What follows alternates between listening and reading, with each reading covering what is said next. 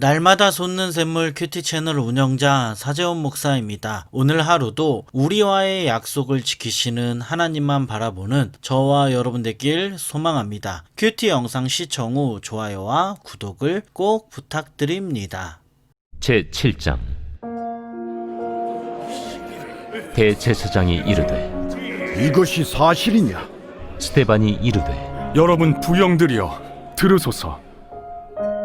우리 조상 아브라함이 하란에 있기 전 메소보다미아에 있을 때 영광의 하나님이 그에게 보여 이르시되 내 고향과 친척을 떠나 내가 내게 보일 땅으로 가라 하시니, 아브라함이 갈대아 사람의 땅을 떠나 하란에 거하다가 그의 아버지가 죽음에 하나님이 그를 거기서 너희 지금 사는 이 땅으로 옮기셨느니라.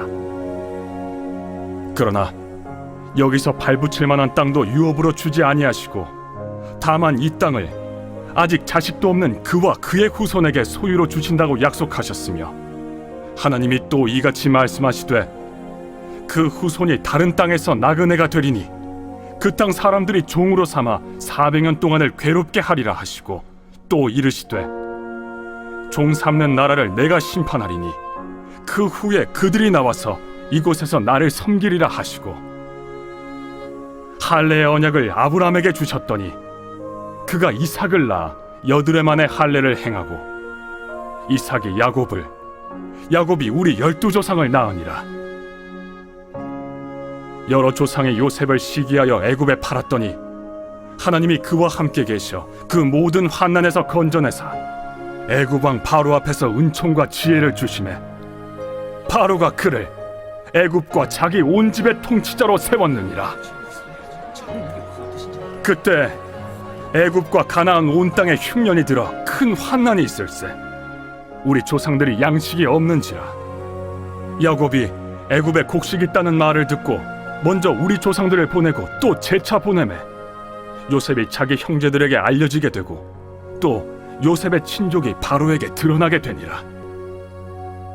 요셉이 사람을 보내어 그의 아버지 야곱과 온 친족 75사람을 청하였더니, 야곱이 애굽으로 내려가 자기와 우리 조상들이 거기서 죽고 세겜으로 옮겨져 아브라함이 세겜 하몰의 자손에게서 은으로 값주고 산 무덤에 장사되니라. 오늘 우리가 읽은 말씀은 스데반의 설교가 기록되어 있습니다.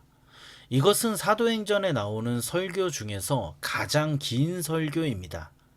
이렇게 스데반의 설교가 많은 지면을 할애한 것으로 볼 때 이 설교가 정말 중요하다는 것을 알 수 있습니다. 여러분, 스데반의 설교 목적은 무엇일까요? 그는 왜 이런 설교를 한 것일까요? 두 가지 이유인데, 먼저 첫째는 자신에 대한 거짓 증언을 변호하기 위해서입니다. 스데반에 대해 거짓 증언을 한 사람들은 스데반이 성전과 율법에 대해 험담을 했다고 증언했습니다. 그런데 사도행전 7장의 말씀을 자세히 살펴보면 스데반이 율법을 험담하지 않았음을 알 수 있습니다. 스데반은 오히려 이스라엘의 역사를 되돌아보면서 유대인들이 말씀을 어기고 우상을 숭배했으며 하나님이 보낸 선지자들을 죽이고 불순종했다고 말합니다. 또한 스데반은 이스라엘 백성들이 성막을 가지고 있었고 나중에는 솔로몬 성전이 있었지만 성전 자체를 지나치게 중요하게 여긴 나머지 하나님을 제대로 섬기지 못했다고 말합니다. 이스라엘 백성들은 오히려 우상 숭배에 빠졌고 하나님은 성전에만 거하시는 것으로 잘못 이해했습니다. 그는 자신이 신성을 모독한 것이 아니라 이스라엘 백성들이 성전과 율법을 모독했음을 설교를 통해 드러내고 있습니다. 둘째는 유대인들에게 복음을 증거하기 위해서 지금 설교를 하고 있습니다.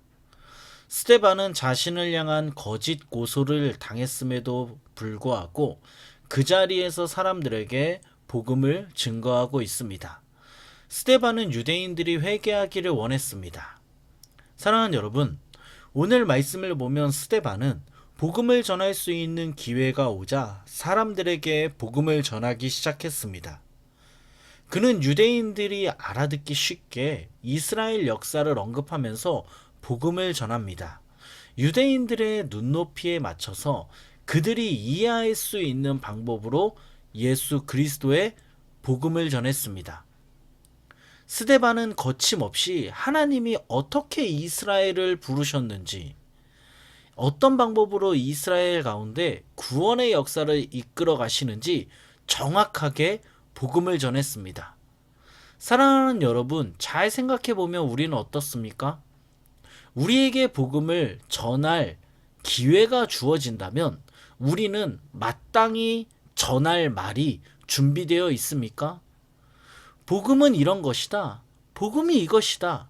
우리에게 전할 말이 있습니까?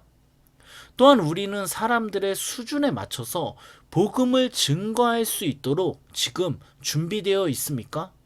우리에게 예수 그리스도의 생명의 복음에 대한 확신이 있습니까?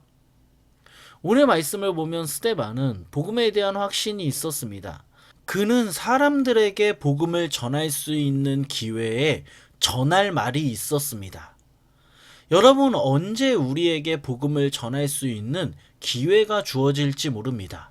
언제 하나님께서 우리에게 복음을 전할 수 있는 기회를 주실지 모릅니다. 그러므로 복음을 전할 수 있는 기회가 언제 올지 모르지만 복음을 전하기 위해 말씀을 잘 준비할 수 있는 저와 여러분 되기를 예수 그리스도의 이름으로 축원합니다. 오늘 말씀을 이제 살펴보면 스데반은 이제 사람들에게 설교를 시작하며 아브라함에 대해서 설교를 합니다. 하나님께서 아브라함에게 소명을 주셨습니다.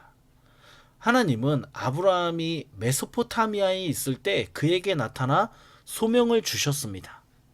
하나님은 아브라함에게 내 고향과 친척을 떠나 내가 내게 보일 땅으로 가라고 명령하셨습니다.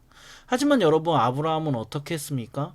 말씀을 보면 그는 메소포타미아에서 떠나기는 떠났지만 하란에 머물러 있었습니다. 하나님은 다시 한번 아브라함을 불러 약속의 땅에 가라고 하셨습니다. 하나님은 아브라함에게 약속의 땅으로 가라는 약속을 주시는 동시에 아브라함의 후손이 다른 땅에서 나그네가 된다고 하십니다. 하나님은 아브라함의 후손이 무려 400년이나 종살이하다가 하나님께서 이집트를 심판하시면 출애굽하여 가나안에서 하나님을 섬길 것이라고 말씀하십니다. 하나님은 할례의 언약도 아브라함에게 주셨습니다. 하나님은 아브라함이 하나님의 약속을 온전히 지키지 않았지만 하나님은 아브라함을 계속해서 약속의 땅으로 인도해 주셨습니다. 계속해서 스데반은 이제 아브라함의 이야기에 이어서 요셉 이야기를 합니다. 요셉의 형들은 요셉을 시기하여 요셉을 애굽에 팔았지만 하나님은 그와 함께 하셨습니다. 하나님은 요셉에게 은총과 지혜를 주심으로 바로는 요셉을 이집트와 온 집의 통치자로 세웠습니다. 시간이 지나 이집트에 흉년이 들자 이집트는 요셉의 지혜를 통해 흉년에서 벗어날 수 있었습니다. 여러분, 오늘 스데반은 아브라함과 요셉을 통해 무엇을 말하려고 하는 것일까요? 스데반은 지금 아브라함과 요셉을 통해 어떤 메시지를 전하고 있는 것일까요? 스데반은 지금 하나님은 약속에 신실하시다는 것을 말하고 있습니다. 오늘 말씀을 다시 한번 돌아보면 아브라함은 하나님께서 약속의 땅에 가라는 말씀을 들었지만 그 말씀에 순종하지 않았습니다. 여러분, 그때 하나님은 어떻게 하셨습니까? 아브라함에게 나타나셔서 다시 약속한 땅으로 가라고 명령하셨습니다. 또한 하나님은 애굽의 바로가 악함에도 불구하고 야곱의 아들들이 요셉을 시기하여 애굽의 그를 팔았음에도 불구하고 약속의 땅에 흉년이 들었음에도 불구하고 하나님은 자신의 백성을 지키시고 신실하게 자기 백성을 보호하시고 인도하시고 아브라함에게 하신 약속을 이루어 가셨습니다. 인간이 연약해 넘어지고 죄를 짓고 하나님의 약속을 잊어도 하나님은 그 약속을 지키시는 것을 잊지 않으시고 약속을 지키셨습니다. 사랑하는 여러분, 오늘 이 말씀을 우리에게 적용해 보면 하나님은 우리와의 약속을 지키십니다. 우리가 죄를 짓고 넘어지고 쓰러져도 하나님은 반드시 우리를 다시 일으켜 세우셔서 약속을 지키십니다. 제가 제 인생을 돌아보니 하나님은 항상 신실하셨습니다. 하나님께서 저와의 약속을 항상 지키셨습니다. 제가 어느 날 정말 힘이 들었던 때가 있었습니다. 너무나 힘들어서 어떻게 할 줄을 몰랐습니다. 그때 하나님께서는 저에게 이사야 60장 3절의 말씀을 주셨습니다.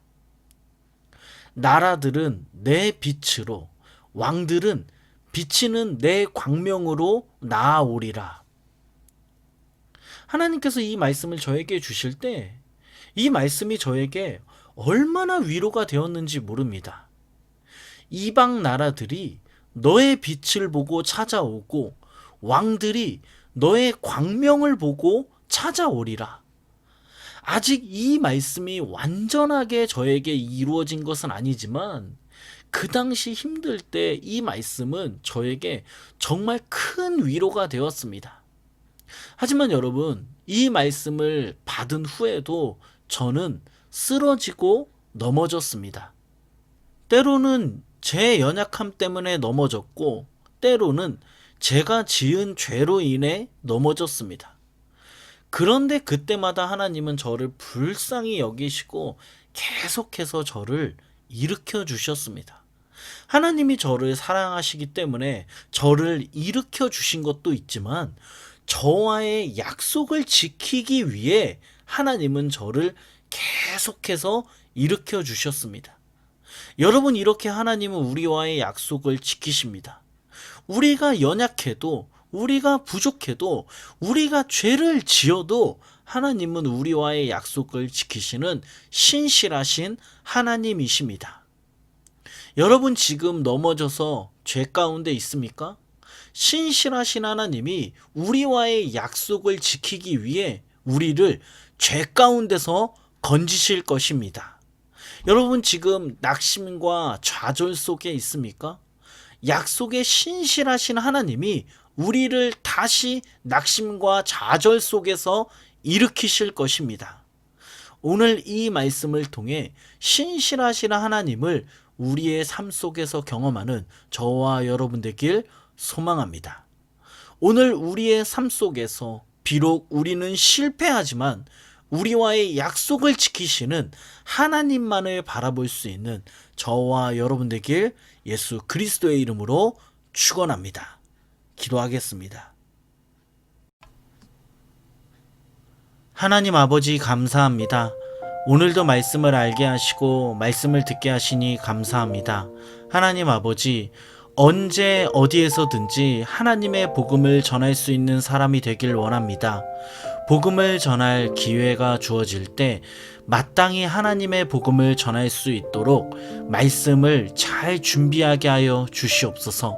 그들의 눈높이에 맞게 하나님의 복음을 전하게 하여 주시옵소서. 또한 하나님 아버지, 기도합니다.